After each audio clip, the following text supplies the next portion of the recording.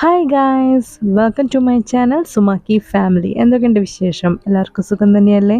So ഇന്നത്തെ video വന്നിട്ട് നിങ്ങൾക്കായിട്ട് share ചെയ്ത് തരുന്നത് ഒരു സ്ക്വിഡിൻ്റെ റെസിപ്പിയാണ്. സ്ക്വിഡ് റോസ്റ്റ് അല്ലെങ്കിൽ കണവ റോസ്റ്റ്. ഓക്കെ, അപ്പോൾ അതിനായിട്ട് ആദ്യം നമ്മളൊരു പാൻ വെക്കുക, അതിലേക്ക് ഓയിൽ ഒഴിച്ചു കൊടുക്കുക. ഓയിലോ വെളിച്ചെണ്ണോ എന്താ നിങ്ങൾ താല്പര്യം വെച്ചാൽ അത് ചേർത്ത് കൊടുത്തതിന് ശേഷം ചൂടായതിന് ശേഷം നമ്മളതിലേക്ക് കുറച്ച് കറിവേപ്പില ചേർത്ത് കൊടുത്തു. എന്നിട്ട് അതിലേക്ക് നമ്മൾ കുറച്ച് സവോള അല്ലെങ്കിൽ ചെറിയുള്ളി ഏതാ നിങ്ങൾ താല്പര്യം വെച്ചെടുക്കാം, അത് ചെറുതായിട്ട് അരിഞ്ഞത് ചേർത്ത് കൊടുത്ത് നന്നായിട്ടൊന്ന് വഴറ്റിയെടുക്കുക.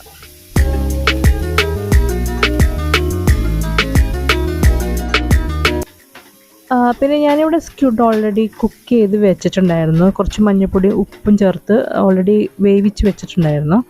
ആക്ച്വലി സ്ക്വിഡിനൊക്കെ ഒരു 5 മിനിറ്റ്സ് വേണ്ടു അതിൻ്റെ വേവ് എന്ന് പറയുന്നത്. അപ്പോൾ അതല്ലെങ്കിൽ നമുക്ക് മുന്നേ വേവിക്കാതെ തന്നെ നമുക്ക് റോസ്റ്റ്, അതായത് നമ്മൾ മസാലയൊക്കെ ഇട്ടതിന് ശേഷം ചേർത്ത് കൊടുത്താലും മതിയാവും. ഓക്കെ, അപ്പോൾ ഞാനിതിൽ ഓൾറെഡി വേവിച്ച് വെച്ചിട്ടുണ്ടായിരുന്നു കേട്ടോ. അപ്പോൾ 1 കിലോ സ്ക്വിഡാണ് നമ്മൾ എടുത്തിരിക്കുന്നത്.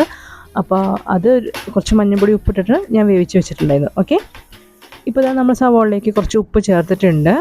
ഉപ്പ് ചേർത്തൊന്ന് വഴറ്റുക. പിന്നെ ഇതിലേക്ക് തക്കാളി അരിഞ്ഞത്, പിന്നെ ഇഞ്ചി, വെളുത്തുള്ളി, പച്ചമുളക്, ഇത് മൂന്നും, ഇഞ്ചി, വെളുത്തുള്ളി, പച്ചമുളക് കേട്ടോ, ഇത് മൂന്നും ചേർത്ത് നന്നായിട്ടൊന്ന് വഴറ്റിയെടുക്കുക.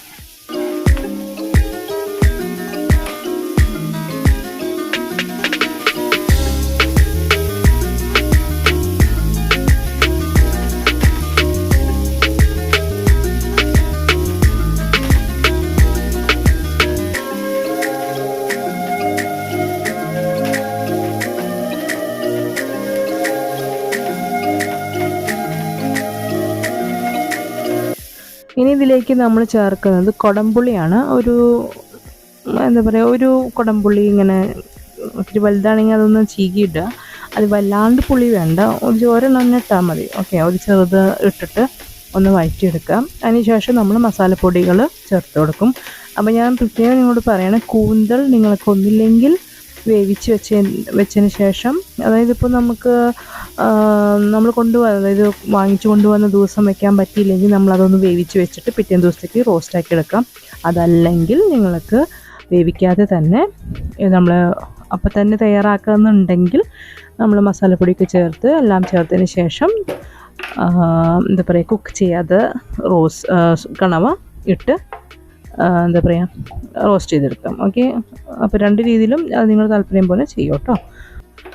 അപ്പോൾ ഇത് സവാളയൊക്കെ നന്നായിട്ട് വഴണ്ട് വന്നിട്ടുണ്ട്. സവാള, തക്കാളി, ഇഞ്ചി, വെളുത്തുള്ളി, പച്ചമുളകൊക്കെ നന്നായിട്ട് വഴണ്ട് വന്നിട്ടുണ്ട്. ഇനി നമ്മളിതിലേക്ക് മസാലപ്പൊടികളാണ് ചേർക്കുന്നത്. ഫസ്റ്റ് നമ്മൾ മഞ്ഞൾപ്പൊടിയാണ് ചേർത്തത്, പിന്നെ നമ്മൾ മുളക് പൊടി ചേർത്തു, പിന്നെ മല്ലിപ്പൊടി ചേർത്തു.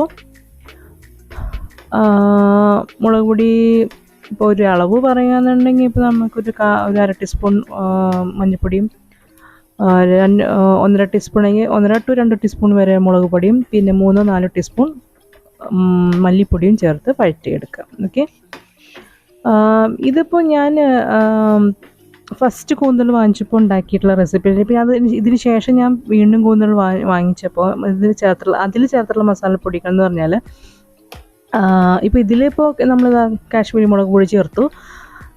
പിന്നെ ഇതിലേക്ക് ഞാൻ ചേർക്കുന്ന കുറച്ച് ഫിഷ് മസാല ചേർക്കുന്നുണ്ട്. പിന്നെ കുറച്ച് ഐ തിങ്ക് ഗരം മസാല ചേർക്കുന്നുണ്ടെന്ന് തോന്നുന്നുണ്ട്, എനിക്ക് ഓർമ്മയില്ല. ഇത് ഫിഷ് മസാലയാണ് നമ്മൾ ചേർക്കുന്നത്.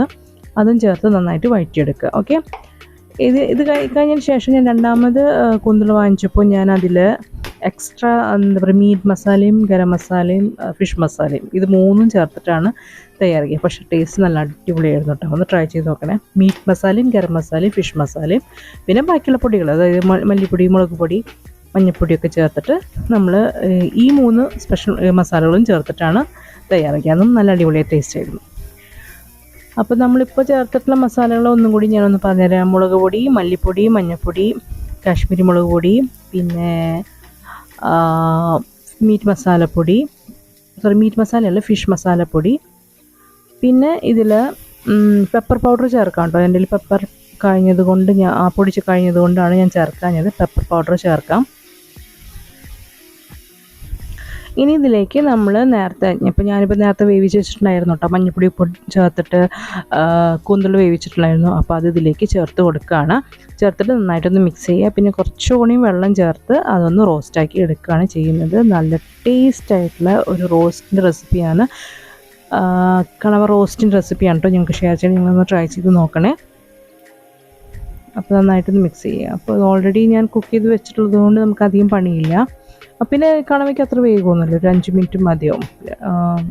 എൻ്റെ വേവ് അത്രയേ ഉള്ളൂ. അപ്പോൾ ഇതാണ് ഇന്നത്തെ നമ്മുടെ റെസിപ്പി. അപ്പോൾ നന്നായിട്ടൊന്ന് മിക്സ് ചെയ്ത് കൊടുക്കണേ. അതിനുശേഷം നമ്മൾ കുറച്ച് വെള്ളം, ഇപ്പോൾ നന്നായിട്ട് മിക്സ് ആയതിനു ശേഷം കുറച്ച് വെള്ളം ഒന്ന് ഒഴിച്ചിട്ട് നമ്മൾ പാത്രം ഒന്ന് അടച്ച് ഒന്ന് കുക്ക് ചെയ്യുക. ഓക്കെ.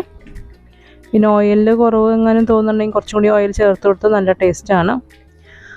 എന്നിട്ട് കുറച്ച് നേരം പാത്രം അടച്ച് കുക്ക് ചെയ്താൽ മതി. നമ്മുടെ കണവ റോസ്റ്റ് റെഡിയാവും. പിന്നെ നിങ്ങൾക്ക് വേണമെങ്കിൽ ഇപ്പോൾ ഇതിൽ കറിവേപ്പിലാണ് ഞാൻ ചേർത്തത്, നിങ്ങൾക്ക് വേണമെങ്കിൽ മല്ലിയില ചേർക്കാം. ഞാൻ രണ്ടാമത് തയ്യാറാക്കിയപ്പോൾ മല്ലിയിലൊക്കെ ചേർത്തിട്ടുണ്ടായിരുന്നു. അപ്പോൾ നല്ല ടേസ്റ്റ് ആയിരുന്നു.